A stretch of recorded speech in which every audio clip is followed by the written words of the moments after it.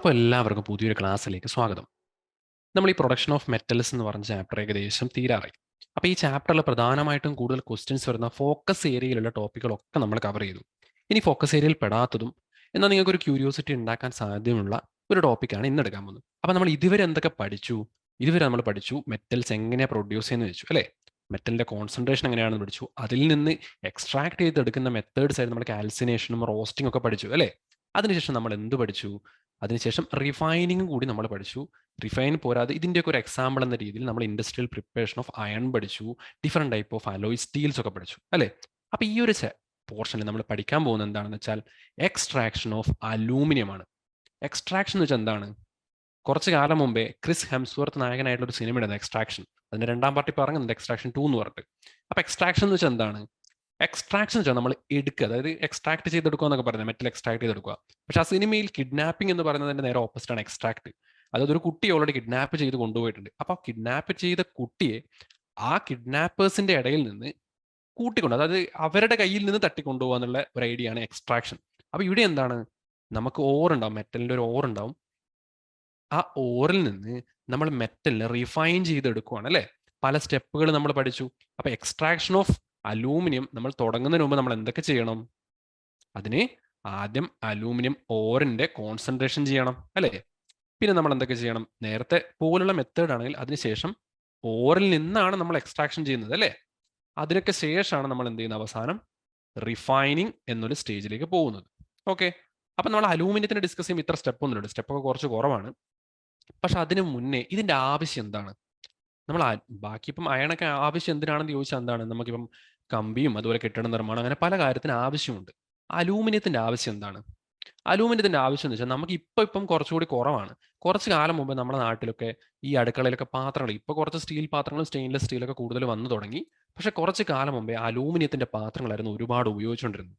Okay, അത് മാത്രമല്ല വളരെ ചെലവ് കുറഞ്ഞൊരു സാധനം എന്നുള്ള നിലയ്ക്ക് ഒരുപാട്, അതായത് ഇപ്പം നേപ്പാളിലൊക്കെ എന്താണ്, അവർ ഈ സോളാർ കുക്കർ എന്ന് പറഞ്ഞ സംഗതിയൊക്കെ ഉപയോഗിച്ചിട്ടുള്ളത് അലൂമിനിയം ഉപയോഗിച്ചിട്ടുള്ള മെറ്റൽ റിഫ്ലക്ടേഴ്സ് ആയിരുന്നു. അപ്പോൾ അലൂമിനിയത്തിന് അങ്ങനെ പല ആപ്ലിക്കേഷൻസ് ഉണ്ട് കേട്ടോ. അപ്പോൾ അലൂമിനിയത്തിന്റെ ആപ്ലിക്കേഷൻസ് ഒക്കെ നിങ്ങൾക്ക് ഏകദേശം ഒരു ഐഡിയ ഉണ്ട്. നമുക്ക് അടുത്ത സ്ലൈഡിൽ കൂടുതൽ ഡിസ്കസ് ചെയ്യാം. അപ്പോൾ അങ്ങനെയുള്ള അലൂമിനിയത്തിനെ എങ്ങനെ നമ്മൾ എക്സ്ട്രാക്ട് ചെയ്തെടുക്കുന്നു അതിന്റെ ഓറിൽ നിന്നാണ് ഈ ഒരു വീഡിയോയുടെ ഐഡിയ.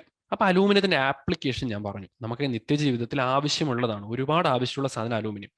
നിങ്ങൾ ഈ അലൂമിനിയം റാപ്പേഴ്സ് കണ്ടിട്ടുണ്ട്? നിങ്ങൾ ഈ ഓൺലൈനിൽ ഫുഡ് ഓർഡർ ചെയ്യുകയോ അല്ലെങ്കിൽ വല്ല ഹോട്ടലിൽ നിന്നൊക്കെ നിങ്ങൾ പാർസൽ വാങ്ങിക്കുവാണെങ്കിൽ ഇവരെന്താണ്, ചൂട് പോവാതിരിക്കാൻ വേണ്ടി ഇതുപോലെ അലൂമിനിയം ഫോയിൽ കൊണ്ടുണ്ടാക്കിയ കവറുകളിലാണ് എന്ത് തരുന്നത്? നമുക്ക് ഫുഡുകളൊക്കെ അവർ കവർ ചെയ്ത് തരുന്നത് അല്ലേ? അലൂമിനിയം റാപ്പറും എല്ലാം നിങ്ങൾ കണ്ടു, ഒരു സിൽവർ, ഒരു പോളിഷ്ഡ് ആയിട്ടുള്ള ഒരു സാധനമാണ് ഈ അലൂമിനിയം. അതുപോലെ ഈ മറ്റ് ഭക്ഷണ സാധനങ്ങളായിക്കോട്ടെ, ചിലപ്പോൾ സിഗരറ്റിന്റെ പാക്കിന്റെ ഉള്ളിലൊക്കെ ഈ അലൂമിനിയം റാപ്പേഴ്സ്, അലൂമിനിയത്തിന്റെ ഫോയിലുകൾ കണ്ടിട്ടുണ്ട്. ഓക്കെ, പിന്നെ വേറെ സ്ഥലം ഈ നമ്മുടെ കൂൾ ഡ്രിങ്ക്സ് ഒക്കെ ഇല്ലേ, അതായത് ഫാസ്റ്റ് ഡ്രിങ്ക്സ്, കൂൾ ഡ്രിങ്ക്സ് ഒക്കെ, എനർജി ഡ്രിങ്ക്സ് ഒക്കെ പറയുന്നത്, ഇതിന്റെയൊക്കെ ഈ അടപ്പുകളും അതിന്റെ ബോഡിയൊക്കെ എന്താണ്? അലൂമിനിയം കൊണ്ട് ഉണ്ടാക്കിയത്. അലൂമിനിയത്തിന്റെ കോഡ് എന്താണ്? നമ്മൾ AL എന്നാണ് ഡിനോട്ട് ചെയ്യുക. അതിന്റെ ആറ്റോമിക് നമ്പർ എത്രയാണ്? അതിന്റെ ആറ്റോമിക് നമ്പർ 13 ആണ്. അതിന്റെ മാസ് നമ്പർ എത്രയാണ്? മാസ് നമ്പർ 27 ആണ്. ഇതൊക്കെ നമ്മൾ എന്താണ് പീരിയോഡിക് ടേബിളിന്റെ സമയത്ത് ഡിസ്കസ് ചെയ്തതാണ്. പിന്നെ ഇതിന്റെ വേറൊരു ആപ്ലിക്കേഷൻ ഞാൻ പറഞ്ഞത്, നേപ്പാളിലുള്ള ആൾക്കാർ സോളാർ കുക്കർ അതിനു വേണ്ടി ഉപയോഗിക്കുന്ന ഒരു സാധനമാണ് അലൂമിനിയത്തിന്റെ റിഫ്ലക്ടർ. കാണുമ്പോൾ എന്താണ്, പഴയ കാലത്തുണ്ടായ ടിവിയുടെ ഒക്കെ ആന്റിനയൊക്കെ പോലെ ഉണ്ടാവും. പക്ഷെ ബേസിക്കലി ചെയ്യുന്നത് വെച്ചാൽ ഈ റിഫ്ലക്ടേഴ്സ് ഉണ്ടല്ലോ, റിഫ്ലക്ടേഴ്സ് ഉണ്ടാക്കിയിട്ടുള്ള അലൂമിനിയം കണ്ടെയ്ൻ ചെയ്യുന്നുള്ള ഒരു ഗ്രൂപ്പ് ഓഫ് മെറ്റൽസിന്റെ ഒരു അലോയി ആണ്. അപ്പൊ ഇതെന്താ ചെയ്യുക? സൺലൈറ്റിനെ ഫോക്കസ് ചെയ്തിട്ട് ഇതിന് മുകളിൽ വെച്ചിട്ടുണ്ടാവും, ഒരു പാത്രം വെച്ചിട്ടുണ്ടാവും, ഓക്കെ, കുക്കറിലെ. അപ്പൊ ഈ പാത്രത്തിലേക്ക് ഫോക്കസ് ചെയ്തിട്ട് സൺലൈറ്റ് എത്തിക്കുമായിരുന്നു. പക്ഷെ സൺലൈറ്റ് മുഴുവനായിട്ട് അത്ര ആവശ്യമില്ല. അപ്പൊ അതിന് കണക്കായിട്ടുള്ള മെക്കാനിസം ഒക്കെ വെച്ചിട്ട് ആവശ്യമുള്ള അത്ര സൺലൈറ്റ് മാത്രം ഫിൽട്ടർ ചെയ്തിട്ട് നമ്മൾ കുക്ക് ചെയ്യാൻ ഉപയോഗിക്കുന്ന ആ പാത്രത്തിലേക്ക് എത്തിക്കുക എന്നാണ് ഈ സോളാർ കുക്കറിന്റെ ഒരു ഫംഗ്ഷൻ. അപ്പൊ സോളാർ കുക്കറിൽ എന്താണ്, മെറ്റൽ റിഫ്ലക്ടേഴ്സ് ആയിട്ട് കൂടി നമ്മൾ എന്ത് ഉപയോഗിക്കുന്നുണ്ട്? നമ്മൾ അലൂമിനിയം ഉപയോഗിക്കുന്നുണ്ട്. പിന്നെ ഞാൻ നേരത്തെ പറഞ്ഞ പോലെ ഈ ചിത്രത്തിൽ കൂടുതൽ സ്റ്റെയിൻലെസ് സ്റ്റീൽ പാത്രങ്ങളാണ്. പക്ഷെ ആ സിംബോളിക്കായിട്ട് ഞാൻ കൊടുത്തത് എന്താണെന്ന് വെച്ചാൽ അലൂമിനിയം പാത്രങ്ങളായിരുന്നു ഒരു കാലത്ത് ഒരുപാട് ഉപയോഗിച്ചുകൊണ്ടിരുന്നത്. ഇപ്പോഴും നിങ്ങളുടെ വീട്ടിൽ പോയി കഴിഞ്ഞാൽ ചിലപ്പോൾ വീട്ടിലൊക്കെ പഴയതൊക്കെ ഇങ്ങനെ എടുത്തു വെച്ച ഭാഗത്തൊക്കെ ഒരു പാതി കളർ പോയതുപോലെ ഒരു ഗ്രേ കളർ ഷെയ്ഡിൽ നിങ്ങൾക്ക് കാണാൻ പറ്റും. ഈ സ്റ്റെയിൻലെസ് സ്റ്റീൽസിന്റെ തിളക്കമൊന്നും ഉണ്ടാവില്ല, പക്ഷെ അതിലും കൂടി ഒരു പാതി മങ്ങിയത് പോലുള്ള നിറം, ഒരു പാതി ഗ്രേ, എന്താണ്, ഒരു സോഫ്റ്റ് ഗ്രേ ഷെയ്ഡുള്ള ഒരു തരം പാത്രങ്ങളുണ്ട്. അതാണ് അലൂമിനിയം പാത്രങ്ങൾ. ഇതൊക്കെ കൂടാതെ വെഹിക്കിൾസിന്റെ കാര്യത്തിലും അതുപോലെ ഈ എയ്റോപ്ലെയിനിന്റെ ഒക്കെ കാര്യത്തിലും അതിലൊക്കെ അതിന്റെ പാർട്സ് ഒക്കെ നിർമ്മിക്കാൻ വേണ്ടി അലൂമിനിയം അടങ്ങിയിട്ടുള്ള അലോയ്സ് ഉപയോഗിക്കുന്നുണ്ട്. മെയിൻ അലോയ്സ് പലതുമാണ്, പക്ഷെ അതിലും അലൂമിനിയം ഉപയോഗിച്ചിട്ടുണ്ട്. പിന്നെ പ്രശസ്തമായ പല അലോയ്സ് ആണ് എന്താണ് നമ്മുടെ അൽനിക്കോ എന്നൊക്കെ പറയുന്നത്, അത് ആർട്ടിഫിഷ്യൽ മാഗ്നറ്റ് ഒക്കെ ആക്കി ഉപയോഗിക്കുന്ന അൽനിക്കോ ഒക്കെ, അതിലൊക്കെ എന്താണ് അലൂമിനിയം ഉപയോഗിക്കുന്നത്. ഒരുപാട് അലോയ്സിന്റെ കാര്യത്തിലൊക്കെ അലൂമിനിയം ഉപയോഗിക്കുന്നുണ്ട്. അപ്പൊ അലൂമിനിയം നമുക്ക് ആവശ്യമില്ലാത്തൊരു സാധനമാണ്, ഒരുപാട് ആവശ്യമുള്ളത്. അതായത് നമ്മൾ ഈ ഭൂമിയുടെ എന്താണ് ഈ സർഫസിലുണ്ടോ, നമ്മുടെ ഭൂമിയുടെ പ്രതലത്തിൽ സർഫേസിൽ എടുത്തു നോക്കി കഴിഞ്ഞാൽ ഏറ്റവും കൂടുതൽ കാണുന്ന മെറ്റൽ എന്ന് വെച്ചാൽ അത് അലൂമിനിയമാണ്. അയറൺ ഒന്നല്ല, നമ്മൾ വിചാരിക്കുന്ന അയറൺ ഒന്നല്ല ഏറ്റവും കൂടുതൽ കാണുന്നത്, അലൂമിനിയമാണ് ഏറ്റവും കൂടുതൽ കാണുന്ന ഒരു മെറ്റൽ. അപ്പൊ അലൂമിനിയം ഡെഫിനറ്റ്ലി നമ്മുടെ ലൈഫിൽ വളരെയധികം ഇമ്പോർട്ടൻസ് ഉള്ളൊരു മെറ്റലാണ്. അപ്പൊ ഈ ഒരു പോർഷൻ നിങ്ങൾ വിചാരിക്കുന്ന ഒരു വലിയൊരു പോർഷൻ അല്ല, നിങ്ങളെ ഫോക്കസ് ഏരിയ വെച്ച് നോക്കുമ്പോൾ അത്രത്തോളം ഇമ്പോർട്ടൻറ്റും അല്ല, ബട്ട് സ്റ്റിൽ നമുക്ക് അറിഞ്ഞിരിക്കാം. അതായത് നമ്മൾ നേരത്തെ പഠിച്ച കാര്യങ്ങളൊക്കെ ഒരു ആപ്ലിക്കേഷൻ ലെവലിൽ കാണാമെന്ന രീതിയിൽ നമുക്കിത് കൺസിഡർ ചെയ്യാം. ഓക്കെ, അപ്പൊ അലൂമിനിയത്തിന്റെ വേറെ കുറച്ച് പ്രോപ്പർട്ടീസ് കൂടിയുണ്ട്. അതായത് അലൂമിനിയത്തിന് പ്രിപ്പയർ ചെയ്യുന്ന ഒരു മെത്തേഡ് നമ്മൾ ഹാൾ ഹെറോൾട്ട് പ്രോസസ് എന്ന് പറയുന്നത്. ഓക്കെ, ഇത് നിങ്ങൾ പഠിച്ചു നോക്കണം. ആ പേരുണ്ടല്ലോ, ഹാൾ ഹെറോൾട്ട്, രണ്ട് സയന്റിസ്റ്റുകളുടെ പേരാണ് ഹാളും ഹെറോൾട്ടും. അവർ രണ്ടും കൂടി കണ്ടെത്തിയ ഒരു മെത്തേഡാണ് ഹാൾ ഹെറോൾട്ട് പ്രോസസ്. അപ്പൊ അതാണ് നമ്മൾ ഇന്ന് ഡിസ്കസ് ചെയ്യാൻ പോകുന്നത്. ഹാൾ ഹെറോൾട്ട് പ്രോസസ്സിലെ കുറച്ച് മെത്തേഡ്സ് ആണ് വളരെ ബ്രീഫായിട്ട് നമ്മൾ ഇവിടെ ഡിസ്കസ് ചെയ്യാൻ പോകുന്നത്. ഓക്കെ, അപ്പൊ ഇതിന് ഉപയോഗിക്കാൻ ഞാൻ പറഞ്ഞു നമ്മൾ എങ്ങനെയാണ് മെറ്റൽസ് നമ്മൾ എപ്പോഴും എക്സ്ട്രാക്ട് ചെയ്തെടുക്കുന്നത് അതിന്റെ ഒരു ഓറിൽ നിന്നാണ് അല്ലേ. അപ്പോൾ അലൂമിനിയത്തിന്റെ നമ്മൾ ഉപയോഗിക്കുന്ന മെയിൻ ആയിട്ടുള്ള ഓറാണ് ബോക്സൈറ്റ്. ഇപ്പൊ ക്ലേ ഒക്കെ, അതായത് നമ്മുടെ കളിമണ്ണ് എന്നൊക്കെ പറയുന്നത് അലൂമിനിയത്തിന്റെ ഓറാണ്. പക്ഷേ അല്ല, അലൂമിനിയത്തിന്റെ മിനറലാണ്, ഓറല്ല മിനറലാണ്. പക്ഷേ ക്ലേ ഒന്നും നമ്മൾ എന്ത് ചെയ്ത് അലൂമിനിയത്തിന് വേണ്ടി അതിനെ എക്സ്ട്രാക്ട് ചെയ്യാൻ വേണ്ടി ക്ലേ ഉപയോഗിക്കാൻ പറ്റില്ല. കാരണം എന്താണ്, നമ്മൾ ഉപയോഗിക്കുന്ന ഓറ് ഈസിലി അവൈലബിൾ ആയിരിക്കണം. അതിൽ ആ ഉദ്ദേശിക്കുന്ന മെറ്റലിന്റെ അമൗണ്ട് ആവശ്യത്തിലധികം വേണം, ഈസിലി അവൈലബിൾ ആയിരിക്കണം. അത് മാത്രമല്ല എക്സ്ട്രാക്ട് ചെയ്യുന്നതും എളുപ്പമായിരിക്കണം. ക്ലേയിലുള്ള അമൗണ്ട് വെച്ച് നോക്കുമ്പോൾ ബോക്സൈറ്റിൽ ഒരുപാട് അമൗണ്ട് ഉണ്ട്. അതുകൊണ്ടാണ് ബോക്സൈറ്റ് ആണ് എന്തിന്റെ അലൂമിനിയത്തിന്റെ പ്രധാനപ്പെട്ട ഓർ, അഥവാ അയിര് ഏതാണ്, ബോക്സൈറ്റ് ആണ്. പിന്നെ ഈ അലൂമിനിയത്തിന്റെ യൂസസ് ആണ് കുറച്ച് നിങ്ങൾക്ക് ഓർമ്മിക്കാൻ വേണ്ടി. എന്താണ്, അത് ട്രാൻസ്മിഷൻ ഓഫ് ഇലക്ട്രിസിറ്റിയിൽ ഉപയോഗിക്കുന്നുണ്ട്. കാരണം എന്താണ്, അതിന്റെ ഇലക്ട്രിക്കൽ കണ്ടക്ടിവിറ്റി വളരെ കൂടുതലാണ്. ഓക്കെ, അതായത് ഇലക്ട്രിസിറ്റി നന്നായി കണ്ടക്ട് ചെയ്യും. അതുകൊണ്ട് ഇലക്ട്രിസിറ്റി ട്രാൻസ്മിഷനും കൂടി എന്ത് ഉപയോഗിക്കുന്നുണ്ട്, അലൂമിനിയം ഉപയോഗിക്കുന്നുണ്ട്. പിന്നെ കിച്ചൺ യൂട്ടൻസിൽസ്, അതായത് കിച്ചൺ നമ്മൾ കണ്ടെയ്നേഴ്സും കാര്യങ്ങളൊക്കെ ഉപയോഗിക്കുന്നത് എന്തുകൊണ്ടാണ്, അവിടെ തെർമൽ കണ്ടക്ടിവിറ്റി ഉള്ളത്. അതായത് എന്താണ്, ചൂട് കണ്ടക്ട് ചെയ്യുന്നുള്ള അതിന്റെ ആ പ്രോപ്പർട്ടി കൊണ്ടാണ് നമ്മൾ എന്ത് അലൂമിനിയം കിച്ചൺ വെയേഴ്സിന് കൂടി നമ്മൾ ഉപയോഗിക്കുന്നത്. പിന്നെ മെറ്റൽ റിഫ്ലക്ടേഴ്സ് നമ്മൾ കണ്ടു, സോളാർ കുക്കേഴ്സിന്റെ. പിന്നെ വെഹിക്കിളിന്റെ പാർട്ട്, വെഹിക്കിളിന്റെ ബോഡി പാർട്സ് ഉണ്ടല്ലോ, അതിനൊക്കെ കൂടി നമ്മൾ അലൂമിനിയം ഉപയോഗിക്കുന്നുണ്ട്. പിന്നെ ഐസ് ക്യൂബ് ട്രേ, നമ്മളിപ്പം എന്താണ് വീട്ടിലൊക്കെ ഫ്രിഡ്ജൊക്കെ ഉണ്ടെങ്കിൽ ഫ്രിഡ്ജിലൊക്കെ ഐസ് ക്യൂബ് ട്രേ ആയിട്ട് ഉപയോഗിക്കുന്നു. നമുക്ക് പ്ലാസ്റ്റിക് ആണെന്നൊക്കെ തോന്നാം, ഐസ് ക്യൂബ് ട്രേ ആയിട്ട് അലൂമിനിയം കൂടി ഉപയോഗിക്കാറുണ്ട്. ഓക്കെ, അപ്പൊ ഇതൊക്കെയാണ് എന്താണ് അലൂമിനിയത്തിന്റെ കുറച്ച് പ്രോപ്പർട്ടി. അപ്പൊ നമ്മൾ അലൂമിനിയത്തിന്റെ കൂടുതൽ പറഞ്ഞ് അങ്ങോട്ടേക്ക് പോകുന്നില്ല, നമുക്ക് നേരെ എക്സ്ട്രാക്ഷനിലോട്ട് കടക്കാം. അപ്പൊ ബാക്കി മെറ്റൽസിന്റെ ഒക്കെ പോലെ ഒരുപാട് സ്റ്റെപ്സ് ഉണ്ട്. ഒരു സ്റ്റെപ്പ് നമ്മൾ സ്കിപ്പ് ആക്കുവാണ് ഇവിടെ. എന്താണ്, അതായത് അവസാനത്തെ റിഫൈനിങ് എന്നുള്ള പാർട്ടിൽ എത്തണ്ട, ഇതിന്റെ എക്സ്ട്രാക്ഷൻ കഴിയുമ്പോഴേക്കും നമുക്ക് ഓൾമോസ്റ്റ് പ്യൂർ ആയിട്ടുള്ള അലൂമിനിയം നമുക്ക് കിട്ടും. ഓക്കെ, അപ്പം ഇതിന് മെയിൻ ആയിട്ട് രണ്ട് സ്റ്റെപ്പാണ്. ഒന്നാമത് concentration of bauxite. Definitely concentration of bauxite എന്ന് പറഞ്ഞാൽ നമുക്ക് എന്താണ്, കോൺസെൻട്രേഷൻ സ്റ്റെപ്പ് എന്താണ്, നമുക്ക് ഗാങ് അഥവാ ഇമ്പ്യൂരിറ്റീസിനെ പരമാവധി ഒഴിവാക്കാൻ വേണ്ടി നമ്മൾ കോൺസെൻട്രേറ്റ് ചെയ്യുന്നത് അല്ലേ. ഇപ്പൊ കോൺസെൻട്രേറ്റ് ചെയ്യാൻ നമുക്ക് എന്താവും, ഇമ്പ്യൂരിറ്റീസ് ഒക്കെ പരമാവധി പോയിട്ട് ഒരു കമ്പാരിറ്റീവ്ലി കുറച്ചൊരു പ്യുവർ സ്റ്റേറ്റിലുള്ള അലൂമിനിയത്തിന്റെ ഒരു കമ്പൗണ്ട് നമുക്ക് കിട്ടണം. പിന്നെ അതിലേക്ക് നമ്മൾ ആഡ് ചെയ്തിട്ട് അലൂമിനിയം സെപ്പറേറ്റ് ചെയ്തിട്ട് എടുക്കുക വേണ്ടത്. ഓക്കെ, അപ്പോൾ ഇതിൽ റിഫൈനിങ് എത്തുന്നതിന് മുമ്പ് നമുക്ക് എന്തെത്തണം, റിഫൈനിങ് എന്ന് വെച്ചാൽ ഫൈനൽ സ്റ്റെപ്പ് ആണ്. അത് ഇലക്ട്രോലിറ്റിക് റിഫൈനിങ് നിങ്ങൾ കേട്ടിട്ടുണ്ടാവും. നമ്മൾ കോപ്പറിനെ പോലെ തന്നെ, അതായത് കോപ്പറിനെ പോലെ തന്നെ അലൂമിനിയവും നമ്മൾ എന്ത് ചെയ്യുന്നത്, ഇലക്ട്രോലിറ്റിക് റിഫൈനിങ് ആണ്. എന്താണ്, ഇലക്ട്രിസിറ്റി ഉപയോഗിച്ചിട്ടാണ് ഇതിനെ എന്ത് ചെയ്യുക, സെപ്പറേറ്റ് ചെയ്തെടുക്കുക. അപ്പൊ സെപ്പറേറ്റ് ചെയ്യണം നമ്മൾ എന്ത് ചെയ്യണം, ആദ്യം അലൂമിനിയയിലേക്ക് ഇതിനെ മാറ്റണം. ഓക്കെ, അപ്പൊ അലൂമിനിയയിലേക്ക് മാറ്റാൻ വേണ്ടിയിട്ട് നമ്മൾ ആദ്യം കോൺസെൻട്രേറ്റ് ചെയ്യും ബോക്സൈറ്റിനെ, അതിനുശേഷം നമുക്കൊരു കമ്പൗണ്ട് കിട്ടും. പിന്നെ അതിനെന്ത് ചെയ്യും, അവസാനം നമ്മൾ മാറി മാറി മാറി നമുക്ക് അവസാനം ആരെ കിട്ടും, അലൂമിനിയം കിട്ടും. ആ അലൂമിനിയം നമ്മൾ ഇലക്ട്രോളിസിസ് ചെയ്തിട്ടാണ് നമുക്ക് എന്ത് കിട്ടുന്നത്, ഫൈനൽ കമ്പൗണ്ട് ആയിട്ടുള്ള ഫൈനൽ അലൂമിനിയം നമ്മുടെ കയ്യിൽ കിട്ടുന്നത്. ഓക്കെ, അപ്പൊ നമുക്ക് ആദ്യത്തെ സ്റ്റെപ്പ് ഡിസ്കസ് ചെയ്യാം. എന്താണ്, കോൺസെൻട്രേഷൻ ഓഫ് ബോക്സൈറ്റ്. കോൺസെൻട്രേഷൻ എന്താണ് നമ്മൾ പഠിച്ചല്ലോ, എന്താണ് ഇമ്പ്യൂരിറ്റീസിനൊക്കെ പരമാവധി ഒഴിവാക്കുന്നത്. അപ്പോൾ നമ്മൾ ആദ്യത്തെ കോൺസെൻട്രേഷൻ സ്റ്റെപ്പിൽ നമ്മൾ പല കാര്യങ്ങൾ പഠിച്ചിട്ടുണ്ട്. എന്തൊക്കെയുണ്ട്, നമ്മൾ ലെവിഗേഷൻ പഠിച്ചു, അതായത് ഹൈഡ്രോളിക് വാഷിംഗ് പഠിച്ചു, ഫ്രോത്ത് ഫ്ലോട്ടേഷൻ പഠിച്ചു, മാഗ്നറ്റിക് സെപ്പറേഷൻ പഠിച്ചു. അതിന്റെ കൂടെ തന്നെ നമ്മൾ എന്ത് വെച്ചു, ലീച്ചിങ് പഠിച്ചു അല്ലേ. അപ്പൊ ലീച്ചിങ്ങിന്റെ ആ സമയത്ത് നമ്മൾ പറഞ്ഞൊരു കാര്യമാണ് ബോക്സൈറ്റ്, അതായത് അലൂമിനിയം സെപ്പറേറ്റ് ചെയ്യുന്ന എങ്ങനെയാണ്, ബോക്സൈറ്റ് ലീച്ചിങ് നടത്തിയിട്ടാണ് അതിന്റെ കോൺസെൻട്രേഷൻ നടക്കുന്നത്. അപ്പൊ ലീച്ചിങ് എന്താ മക്കളെ, ലീച്ചിങ് എന്ന് വെച്ചാൽ നമുക്ക് ഒരു ഓർ ഉണ്ടാവും. അപ്പൊ ഈ ഓറിനെ നമ്മൾ ഓർ ഡിസോൾവ് ചെയ്യുന്ന ഒരു സൊല്യൂഷൻ ഉണ്ടാവും. ആ സൊല്യൂഷനിൽ ഇമ്പ്യൂരിറ്റീസ് ഒന്നും ഡിസോൾവ് ആവില്ല. അപ്പൊ നമുക്ക് എന്ത് കിട്ടും, നമ്മൾ ഓറിനെ അതിൽ ഡിസോൾവ് ചെയ്ത് കഴിഞ്ഞാൽ ഓർ ഡിസോൾവ് ആയിട്ട് സൊല്യൂഷൻ ഉണ്ടാവും, ഇമ്പ്യൂരിറ്റീസ് ഒന്നും ഡിസോൾവ് ആവില്ല. അപ്പം സോല്യൂബിൾ അല്ലാതായി നിൽക്കുന്ന ഇമ്പ്യൂരിറ്റീസ് നമുക്ക് ഫിൽട്ടർ ചെയ്ത് കളയാം. പിന്നെ ആ ബാക്കി സൊല്യൂഷനിൽ നിന്ന് നമ്മൾ എന്ത് ചെയ്യണം, അലൂമിനിയം സെപ്പറേറ്റ് ചെയ്തെടുത്താൽ മതി. ഓക്കെ. അപ്പൊ ബോക്സൈറ്റിന്റെ ഫോർമുല എന്താ? ബോക്സൈറ്റ് നമ്മൾ Al2O3 2H2 എന്നാണ്, അതായത് 2 വാട്ടർ മോളിക്യൂൾസ് കൂടി ചേർന്നിട്ടുള്ളതാണ് ബോക്സൈറ്റ്. അപ്പൊ ബോക്സൈറ്റിന് നമ്മൾ ആദ്യം ലീച്ചിങ് എന്ന് പറഞ്ഞ സ്റ്റെപ്പിൽ നമ്മൾ ആദ്യം എന്ത് ചെയ്യും? ഒരു സൊല്യൂഷൻ ഡിസോൾവ് ചെയ്യുന്നല്ലേ പറഞ്ഞേ? ഹോട്ട് സോഡിയം ഹൈഡ്രോക്സൈഡ് സൊല്യൂഷനിൽ നമ്മൾ ഡിസോൾവ് ചെയ്യും ബോക്സൈറ്റ്. അപ്പൊ ഡിസോൾവ് ചെയ്താൽ നമുക്ക് എന്ത് കിട്ടും? അതവിടെ ബോക്സൈറ്റ് അതിൽ ഡിസോൾവ് ആവും, പക്ഷേ ഇമ്പ്യൂരിറ്റീസ് ഒന്നും ഡിസോൾവ് ആവില്ല, അല്ലേ? അപ്പൊ ഇമ്പ്യൂരിറ്റീസ് നമ്മൾ എന്ത് ചെയ്യും? ഇമ്പ്യൂരിറ്റീസിനൊക്കെ നമ്മൾ സെപ്പറേറ്റ് ചെയ്യും. എന്നിട്ട് നമുക്ക് എന്ത് കിട്ടും? അവസാനം ഒരു സൊല്യൂഷൻ കിട്ടുമല്ലോ. അപ്പൊ ആ സൊല്യൂഷനാണ് സോഡിയം അലൂമിനേറ്റ് സൊല്യൂഷൻ. എന്താണ്? Sodium aluminate solution. എന്താണ്? NaAlO2 എന്ന് പറയുന്ന ഒരു സൊല്യൂഷൻ നമുക്ക് കിട്ടും. അപ്പൊ ഈ ഒരു സൊല്യൂഷൻ കിട്ടിക്കഴിഞ്ഞാൽ പണി കഴിഞ്ഞോ? ഇല്ല. ഇങ്ങനെ നമ്മൾ ഫിൽട്ടർ ഒക്കെ ചെയ്ത്, അതായത് ബോക്സൈറ്റ് ഒക്കെ ഹോട്ട് സോഡിയം ഹൈഡ്രോക്സൈഡിൽ ഡിസോൾവ് ചെയ്ത് അതിലെ ഇമ്പ്യൂരിറ്റീസ് ഒക്കെ ഫിൽട്ടർ ആയി നമുക്ക് എന്ത് സൊല്യൂഷൻ കിട്ടി? സോഡിയം അലൂമിനേറ്റ് സൊല്യൂഷൻ കിട്ടിയേ. ഇനി ഈ സൊല്യൂഷൻ നമ്മൾ എന്ത് ചെയ്യുന്നത് വെച്ചാൽ, ഈ ഫിൽറ്റേർഡ് സൊല്യൂഷനിൽ കുറച്ച് അമൗണ്ട് നമ്മൾ എന്ത് ചെയ്യും?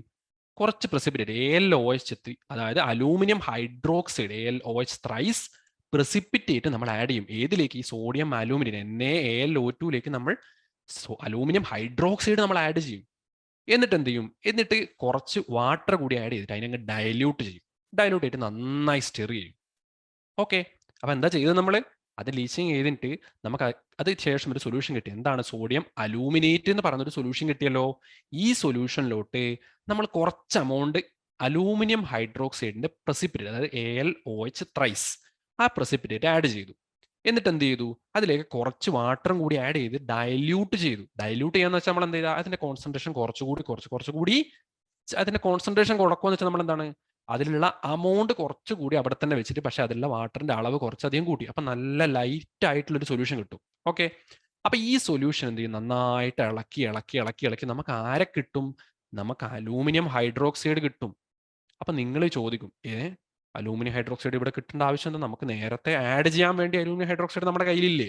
അപ്പൊ പിന്നെ അത് തന്നെ അങ്ങ് എടുത്താൽ പോരെന്ന് ചോദിക്കും. അല്ല, ഇവിടെ നമ്മൾ വളരെ കുറച്ച് അമൗണ്ട് ആണ് അലൂമിനിയം ഹൈഡ്രോക്സൈഡ് ചെയ്യുന്നത്. ഇതെന്താണെന്ന് വെച്ചാൽ, ചില പ്രൊഡക്ട്സ് ഉണ്ട്, നമ്മൾ ഈ പ്രൊഡക്റ്റ് ഉണ്ടാവുമെന്നൊക്കെ പറഞ്ഞല്ലോ. ഈ പ്രൊഡക്റ്റ് ഉണ്ടാവാൻ കുറച്ച് പാടാണ്. ഇപ്പൊ സോഡിയം അലൂമിനേറ്റിൽ നിന്ന് സാധാരണഗതിയിൽ കുറച്ച് വെള്ളം ആഡ് ചെയ്ത് ഡയലൂട്ട് ചെയ്ത് കഴിഞ്ഞാൽ അലൂമിനിയം ഹൈഡ്രോക്സൈഡ് കിട്ടുമോ എന്ന് വെച്ചാൽ കിട്ടും. പക്ഷെ അതൊരു സ്ലോ പ്രോസസ്സാണ്. വളരെ വളരെ കുറച്ച് അലൂമിനിയം ഹൈഡ്രോക്സൈഡ് മാത്രമേ ഉണ്ടാവും. അപ്പൊ നമുക്ക് എന്ത് വേണം? കുറച്ച് മതിയോ? അല്ല, അലൂമിനിയത്തിന് നമുക്ക് ഒരുപാട് ആവശ്യമുണ്ട്. അപ്പൊ നമുക്ക് എന്ത് വേണം? ഒരുപാട് അമൗണ്ട് ഓഫ് അലൂമിനിയം ഹൈഡ്രോക്സൈഡ് വേണം. അപ്പൊ ഈ അലൂമിനിയം ഹൈഡ്രോക്സൈഡിന്റെ പ്രൊഡക്ഷൻ കൂട്ടാൻ വേണ്ടി നമ്മൾ നേരത്തെ കാറ്റലിസ്റ്റ് എന്നൊക്കെ പഠിച്ചില്ലേ, അതുപോലൊരു ഒരു ഫംഗ്ഷനാണ് ഈ അലൂമിനിയം ഹൈഡ്രോക്സൈഡ് precipitate ഇവിടെ ചെയ്യുന്നത്. അപ്പൊ നമ്മൾ സോഡിയം അലൂമിനേറ്റ് സൊല്യൂഷനിലേക്ക് ഈ അലൂമിനിയം ഹൈഡ്രോക്സൈഡ് precipitate ആഡ് ചെയ്യുമ്പോൾ എന്താ സംഭവിക്കുക? സോഡിയം അലൂമിനിയം ഹൈഡ്രോക്സൈഡ് ഉണ്ടാക്കാനുള്ള ടെൻഡൻസി എന്ത് ചെയ്യും? കുറച്ച് കൂടും. അപ്പൊ നമുക്ക് കൂടുതൽ അമൗണ്ട് ഓഫ് അലൂമിനിയം ഹൈഡ്രോക്സൈഡ് കിട്ടുവേ. എന്നിട്ട് എന്ത് ചെയ്യും? ഇതിനെ നമ്മൾ ഫിൽട്ടർ ചെയ്യും. അലൂമിനിയം ഹൈഡ്രോക്സൈഡ് സൊല്യൂഷൻ അതിനെ ഫിൽട്ടർ ചെയ്ത് കിട്ടിക്കഴിഞ്ഞാൽ അതിനെ നമ്മളൊരു ടെസ്റ്റ് ട്യൂബിലോ ബീക്കറിലോ അങ്ങനെ ഏതെങ്കിലും ഒരു എക്യുപ്മെന്റിൽ എടുത്ത് നന്നായി ചൂടാക്കി കഴിഞ്ഞാൽ നമുക്ക് ഫൈനൽ ആര് കിട്ടും? Al2O3 അഥവാ പ്യുവർ അലൂമിനിയം. നമ്മൾ Al2O3 2H2 എന്നല്ല, നിങ്ങൾ നോക്കുമ്പോൾ എന്താണ്? 2H2 കളയുന്നത് മാത്രമേ ഉള്ളൂ റിയാക്ഷൻ. പക്ഷെ അത് മാത്രമാണോ? അല്ല. ഇത് ലീച്ചിങ് എന്ന് പറഞ്ഞാൽ അതിന്റെ സ്റ്റാർട്ടിങ് സ്റ്റേജ് മാത്രം. ലീച്ച് ചെയ്തിട്ട് നമ്മൾ എന്ത് ചെയ്യുന്നുണ്ട്? ഫിൽട്ടർ ചെയ്തിട്ട് അതിൻ്റെ അകത്ത് അലൂമിനിയം ഹൈഡ്രോക്സൈഡ് ആഡ് ചെയ്യുന്നുണ്ട്, നന്നായി ഇളക്കുന്നുണ്ട്. അതിനുശേഷം പിന്നെയും ഫിൽട്ടർ ചെയ്തിട്ട് അത് ഹീറ്റ് ചെയ്തിട്ടാണ് നമുക്ക് ആരെ കിട്ടുന്നത്? അലൂമിനിയം കിട്ടുന്നത്.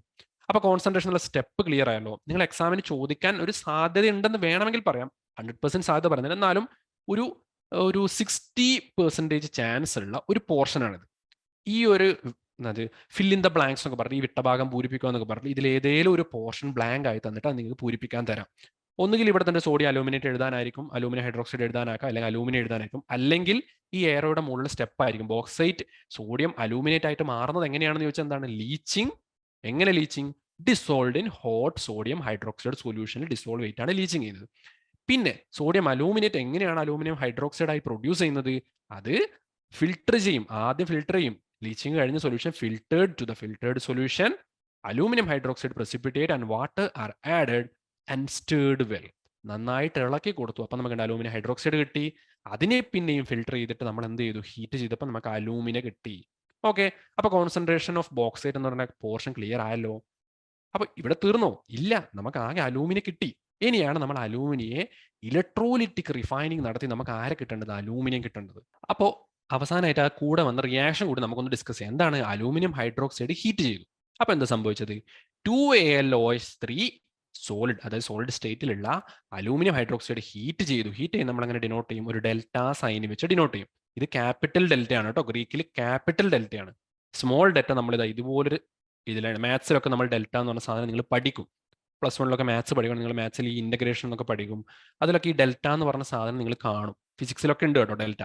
ഇത് ക്യാപിറ്റൽ ഡെൽറ്റ, ഇത് സ്മോൾ ഡെൽറ്റ. അപ്പൊ ക്യാപിറ്റൽ ഡെൽറ്റ ആണ് എന്തിനു ഡിനോട്ട് ചെയ്യാൻ ഉപയോഗിക്കുന്നത്? ഹീറ്റിന്. അപ്പൊ ഹീറ്റ് ചെയ്താൽ നമുക്ക് എന്ത് കിട്ടും? നമുക്ക് ഒരു സൈഡിൽ അലൂമിന കിട്ടും, ഓക്കെ, Al2O3 കിട്ടും, അതും സോളിഡ് ആണ്, കൂടെ വാട്ടറും കൂടി കിട്ടും. ഓക്കെ, അപ്പൊ എന്തായി? നമുക്ക് അലൂമിന കിട്ടി, ഓക്സൈഡ് കിട്ടി. നമ്മുടെ സ്റ്റെപ്പ് എന്താണ്?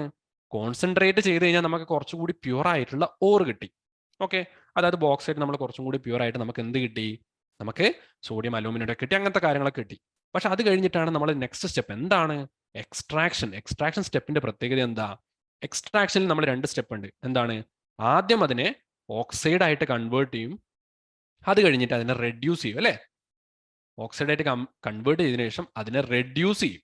അപ്പൊ റെഡ്യൂസിങ് ഏജന്റ് ആയിട്ട് നമ്മൾ 2 ആളെ പഠിച്ചു നേരത്തെ, കാർബൺ മോണോക്സൈഡ്. കൂടാതെ ഹൈ റിയാക്റ്റീവ് ആണെങ്കിൽ നമ്മൾ ആരുപയോഗിക്കും? ഇലക്ട്രിസിറ്റി കൂടെ ഉപയോഗിച്ച് നമ്മൾ എന്ത് ചെയ്യും?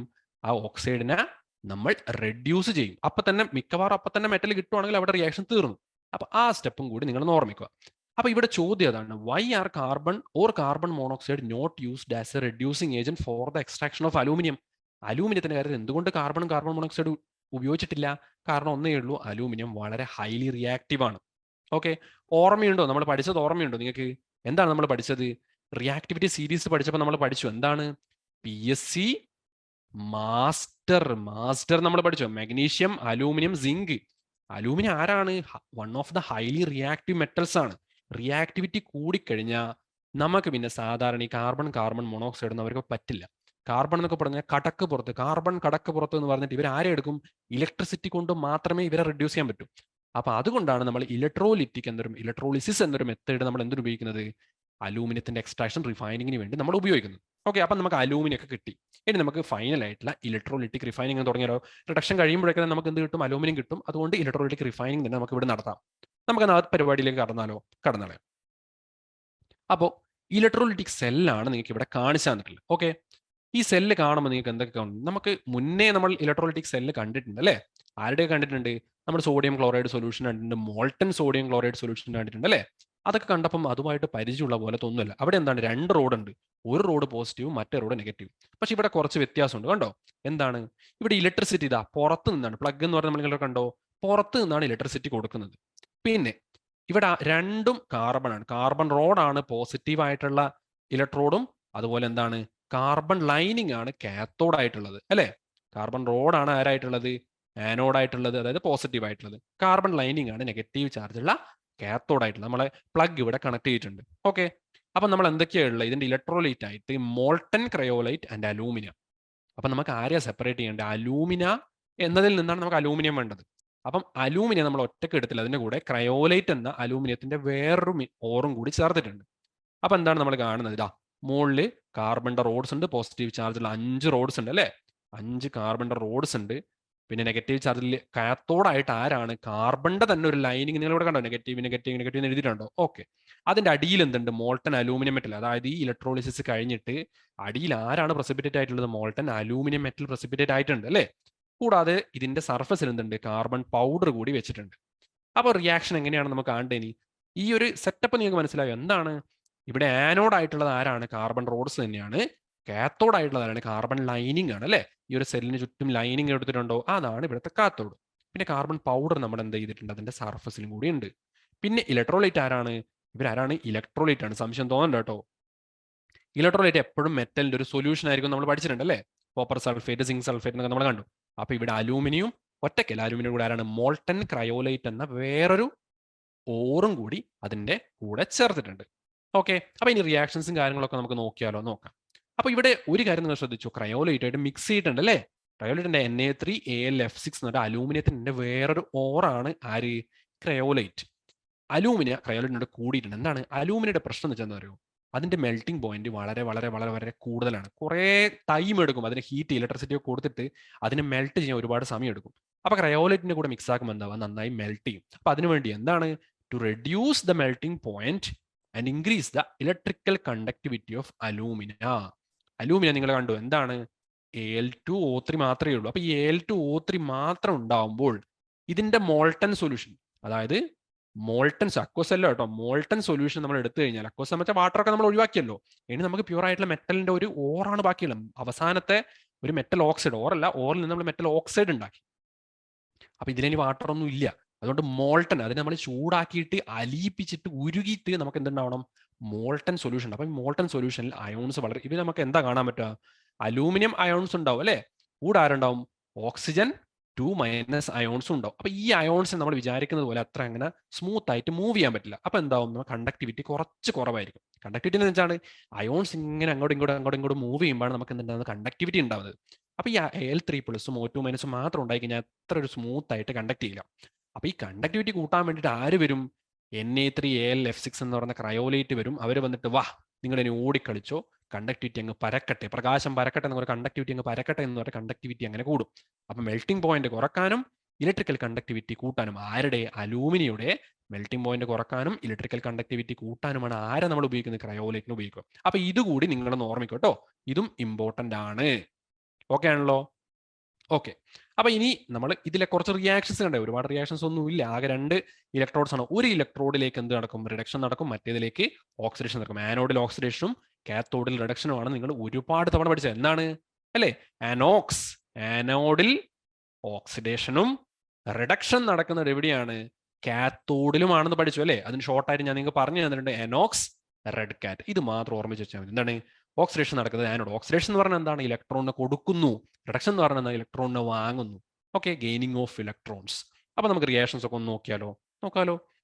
നമ്മൾ കണ്ടു ആനോഡ് ഏതാണ്, കാർബൺ റോഡാണ്. അവിടെ കുത്തനെ വെച്ചിട്ടില്ല, അതാണ് ആനോഡ്.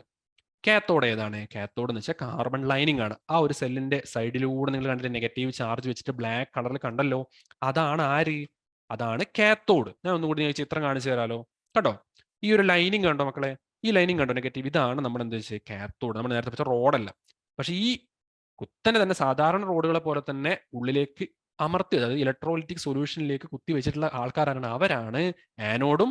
അതുപോലെ ഈ ലൈനിങ് ആണ് ആര്, കാത്തോഡും. അപ്പൊ നമുക്ക് ഈ ഒരു റിയാക്ഷൻസ് ഏതൊക്കെയാണ് നമുക്ക് നോക്കാം. നമ്മൾ കണ്ടല്ലോ ആനോഡ് ഏതാ, കാത്തോഡ് ഏതാ, ഇലക്ട്രോലൈറ്റ് ഏതാന്നൊക്കെ നമ്മൾ കണ്ടു. അപ്പൊ നമുക്ക് നോക്കാമല്ലോ, എന്താണ് ആനോഡ് എന്ന് വെച്ചാൽ കാർബൺ റോഡ് നമ്മൾ മുക്കി വെച്ചത് കണ്ടില്ലേ, അതാണ് ആനോഡ്സ്. പിന്നെ കാത്തോഡ് എന്താണ്, ഈ ഒരു സെല്ലിന്റെ ഒരു ലൈനിങ് നിങ്ങൾ കണ്ടല്ലോ, ഒരു ബ്ലാക്ക് കളർ ലൈനിങ് ഉണ്ടല്ലോ, അതാണ് ആര്, ഇവിടെ കാത്തോഡ്. അപ്പൊ നിങ്ങൾക്ക് ഞാനതൊന്നും കൂടി കാണിച്ചു തരാം അല്ലെ, അപ്പൊ കുറച്ചുകൂടി മനസ്സിലാവുമല്ലോ. അപ്പൊ ആരാണ് ഇവിടെയുള്ളത്, ഇവിടെ കണ്ടോ കുത്തനെ മുക്കി വെച്ച ആൾക്കാരെ കണ്ടോ, ഇവരാണ് ഇവിടെ എന്ത്, ഇവിടെ ആനോഡായിട്ട് നമ്മൾ ആരെയാണ്, കാർബൺ റോഡ്സ് ആണ് ആനോഡ്. പിന്നെ ആരാണ് ഈ ലൈനിങ് കണ്ടോ, ഈ 2 ഇവിടെ മാർക്ക് ചെയ്തിട്ടുണ്ടോ, എന്താണ്, കാർബൺ ലൈനിങ് ആണ് ആര്, കാത്തോഡ്. ഓക്കെ, അപ്പൊ ആനോഡും കാത്തോഡും ക്ലിയർ. പിന്നെ ഇലക്ട്രോലൈറ്റ് നമ്മൾ കണ്ടു, ആരൊക്കെയാണ്, മോൾട്ടൺ ക്രയോലൈറ്റും അലൂമിനിയം. ക്രയോലൈറ്റ് എന്തിനാണ്, അലൂമിനിയുടെ മെൽറ്റിംഗ് പോയിന്റ് കുറക്കാനും, പിന്നെന്തിനാണ്, പിന്നെ അതുപോലെ തന്നെ അതിന്റെ ഇലക്ട്രിക്കൽ കണ്ടക്ടിവിറ്റി കൂട്ടാനും വേണ്ടിയിട്ടാണ് അല്ലേ. അതിനു വേണ്ടിയാണ് നമ്മൾ ക്രയോലൈറ്റ് ആഡ് ചെയ്യുന്നുണ്ട്. നമുക്ക് ആനോഡിലും കാത്തോഡിലും റിയാക്ഷൻ നോക്കാലോ. ഓവറോൾ റിയാക്ഷൻ നമുക്ക് ഓൾറെഡി അറിയാം, എന്താണ്, അലൂമിനിയവും ഓക്സിജനുമായിട്ട് Al2O3 എന്താണ് സെപ്പറേറ്റ് ചെയ്യുന്നതാണ് ഓവറോൾ റിയാക്ഷൻ. പിന്നെ ഈ അലൂമിനിയമാണ്, അലൂമിനിയം മെറ്റൽ ആയിട്ട് എവിടെ ഡെപ്പോസിറ്റ് ചെയ്യുന്നത്, അവിടെ താഴെ എന്താണ്, ആ ലൈനിങ്ങിന് ചേർന്നിട്ട് ഡെപ്പോസിറ്റ് ചെയ്യുന്നത്. അപ്പം ആനോഡിൽ റിയാക്ഷൻ എന്താണ്, ഓക്സിജൻ ഗിവ്സ് O2+ 4 ഇലക്ട്രോൺ, അതായത് ഓക്സൈഡ് അയോൺ. ഇവിടെ നമുക്ക് 2 അയോൺ കണ്ടു അല്ലേ, Al3+ കണ്ടു, കൂടെ ആരാണ്, O2- ഉണ്ട്. അപ്പൊ ഇതിൽ ഏതാണ് മക്കളെ ആനോഡിൽ ഉണ്ടാവുക, ഏതാ കാത്തോഡിൽ ഉണ്ടാവുക, എങ്ങനെ മനസ്സിലാക്കാം, വളരെ എളുപ്പമാണ്. നമ്മൾ ഈ നെഗറ്റീവ് അയോൺസ് ഉള്ളൂ, ഫ്ലൂറൈഡ്, ഓക്സൈഡ് എന്നൊക്കെ പറഞ്ഞ് മിക്കവാറും എവിടെയാണ് ഉണ്ടാവുക, അവർ കാത്തോഡിലാവുക. കാരണം എന്താണ്, അവർക്ക് എക്സ്ട്രാ നെഗറ്റീവ് ചാർജ് വരുന്നുണ്ട് അല്ലേ. ഓക്സിജനൊക്കെ എന്താണ് 2-, 2 എക്സ്ട്രാ ഇലക്ട്രോൺസ് ആണ്. അലൂമിനിയം ആണെങ്കിലോ ഉള്ള 3 ഇലക്ട്രോണും പോയിട്ട് ആകെ ദാരിദ്ര്യ അവസ്ഥയിലാണ്. അപ്പൊ അലൂമിനിയത്തോട് നമ്മൾ പോയി ചോദിക്കുക, അലൂമിനിയമേ കുറച്ച് ഇലക്ട്രോൺസ് കൂടി കൊടുക്കാൻ തയ്യാറാണെന്ന് വെച്ചാൽ അലൂമിനിയം തയ്യാറാവോ, ഒരിക്കലും ഇല്ല. അവിടെ ഇനി കൊടുക്കാൻ ഇലക്ട്രോൺ ഇല്ല. അപ്പൊ ഈ ഒരു കേസിൽ നമ്മൾ 2 ആളെയും കമ്പയർ ചെയ്യാം. ഓക്സിജൻ ഇലക്ട്രോൺ കൂടുതലുണ്ട്, അപ്പൊ ഓക്സിജൻ എന്ത് ചെയ്യും, 2 ഇലക്ട്രോണിനെ കൊടുക്കുമല്ലോ, കൊടുക്കും. ഒരു ഓക്സിജൻ 2 ഇലക്ട്രോൺ, അപ്പൊ 2 ഓക്സിജൻ എന്ത് ചെയ്യും, 4 ഇലക്ട്രോൺ കൊടുക്കും. അലൂമിനിയം എത്രയാണ്, ഒരു അലൂമിനിയത്തിന് 3 ഇലക്ട്രോൺ വേണം അല്ലേ. അപ്പോൾ അലൂമിനിയം എന്ത് ചെയ്യും, 3 ഇലക്ട്രോൺ ചേർത്തിട്ട് ഞാൻ അലൂമിനിയം ആയിക്കൊള്ളുന്നു. അപ്പൊ അതേ കാര്യമാണ് നിങ്ങൾ ഇവിടെ കാണുന്നത് കണ്ടോ. ആനോഡിൽ എന്താണ്, 2O2- ഗിവ്സ് ഓക്സിജൻ, ഗ്യാസ് ആണ് കേട്ടോ, ഗ്യാസ് റിലീസ് ആവും, +4 ഇലക്ട്രോൺ വരും. പിന്നെ കാത്തോഡിൽ എന്താ റിയാക്ഷൻ, അപ്പം Al3++3 ഇലക്ട്രോൺ ഗിവ്സ് Al. ഇത് നമ്മൾ നേരത്തെ പഠിച്ചതുമായിട്ട് നിങ്ങൾക്ക് കണക്ട് ചെയ്യാൻ പറ്റുന്നുണ്ടല്ലോ. എന്താണ്? ആനോഡിൽ ഓക്സിഡേഷൻ നടക്കുന്നു, കാത്തോഡിൽ റിഡക്ഷൻ നടക്കുന്നു. നേരത്തെ കണ്ട ഇലക്ട്രോളിസിസ് റിയാക്ഷനുമായിട്ടും നമ്മൾ എന്താണ് ഇതിന് മുന്നേ ഡിസ്കസ് ചെയ്ത എല്ലാ കാര്യങ്ങളായിട്ട് കണക്ട് ചെയ്ത് നിങ്ങൾ വരുന്നത് കണ്ടോ മക്കളെ? അതാണ് ഇതിന്റെ ഒരു ബ്യൂട്ടി എന്ന് പറയുന്നത്. നമ്മൾ പഠിച്ചതായിട്ട് നമ്മൾ കണക്ട് ചെയ്യാൻ പറ്റും. ശരിയാണ്, എക്സാം പോയിന്റ് ഓഫ് വ്യൂവിൽ ഇമ്പോർട്ടൻ്റ് ഒന്നല്ല. പക്ഷേ നമ്മൾ മുന്നേ പഠിച്ചതുമായിട്ട് നമുക്ക് ഇതിനെ കണക്ട് ചെയ്യാൻ പറ്റുന്നുണ്ടെങ്കിൽ അവിടെയാണ് നിങ്ങൾ പഠിക്കാൻ തുടങ്ങുന്നു എന്നതിന്റെ ഏറ്റവും വലിയ നൊട്ടേഷൻ. അപ്പോൾ ഇവിടെ എന്താണ് നടക്കുന്നത്? കാത്തോഡ് ആനോഡ് റിയാക്ഷൻ കണ്ടു, ഓവറോൾ റിയാക്ഷൻ നമ്മൾ കണ്ടു. അപ്പോൾ ഇതൊക്കെയാണ് ഇലക്ട്രോളിസിസ് ഓഫ് അലൂമിന. നമ്മൾ എന്ത് ചെയ്തു? ബോക്സൈറ്റിനെ നമ്മൾ ലീച്ച് ചെയ്തു. എങ്ങനെ ലീച്ച് ചെയ്തു? നമ്മൾ സോഡിയം ഹൈഡ്രോക്സൈഡ് ഇട്ട് ലീച്ചിങ് നടത്തി അല്ലേ? ആദ്യം നമുക്ക് ബോക്സൈറ്റ് വന്നു. ബോക്സൈറ്റ് പ്യൂർ ആണോ? ഒരിക്കലും അല്ല. ബോക്സൈറ്റ് നമ്മൾ കണ്ടു എന്താണ്? Al2O3 2H2 അതിന്റെ ഫോർമുല. ഈ ഫോർമുല കൂടാതെ ഇതിൽ വേറെയും ഒരുപാട് ഇമ്പ്യൂരിറ്റീസ് ഉണ്ടാവും. അപ്പം നമ്മൾ ബോക്സൈറ്റിന് എന്ത് ചെയ്തു? നമ്മൾ ലീച്ചിങ് നടത്തി അല്ലേ? ലീച്ചിങ് എന്ന് വെച്ചാൽ എന്താണ്? ഒരു സൊല്യൂഷനിൽ ഡിസോൾവ് ആവാത്ത ഇമ്പ്യൂരിറ്റീസ് നമ്മൾ ഫിൽട്ടർ ചെയ്ത് കളയുന്നു. ഏതിലാണ്? ഹോട്ട് NaOH നമ്മൾ ഫിൽട്ടർ ചെയ്തു. ലീച്ച് ചെയ്ത് ഫിൽട്ടർ ചെയ്ത് നമുക്ക് ആരെ കിട്ടി? NaAlO2 സോഡിയം അലൂമിനേറ്റ് സൊല്യൂഷൻ കിട്ടി അല്ലേ?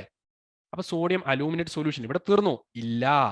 നമ്മൾ ഈ ഫിൽട്ടർ ചെയ്ത ഈ സൊല്യൂഷനിലേക്ക് നമ്മൾ ആഡ് ചെയ്തു കുറച്ച് ആരെ ആഡ് ചെയ്തു? അലൂമിനിയം ഹൈഡ്രോക്സൈഡ് പ്രസിപ്പിറ്റേറ്റ് നമ്മൾ ആഡ് ചെയ്യുന്നു. പ്രസിപ്പിറ്റേറ്റ് ഞാൻ PPT എന്ന് ഡിനോട്ട് ചെയ്യാം. പ്രസിപ്പിറ്റേറ്റ് നമ്മൾ ആഡ് ചെയ്തു. എന്നിട്ട് നമുക്ക് ആരെ കിട്ടി? നമുക്ക് കുറച്ചധികം അലൂമിനിയം ഹൈഡ്രോക്സൈഡ് കിട്ടി. ഈ അലൂമിനിയം ഹൈഡ്രോക്സൈഡ് പിന്നെ എന്ത് ചെയ്തു?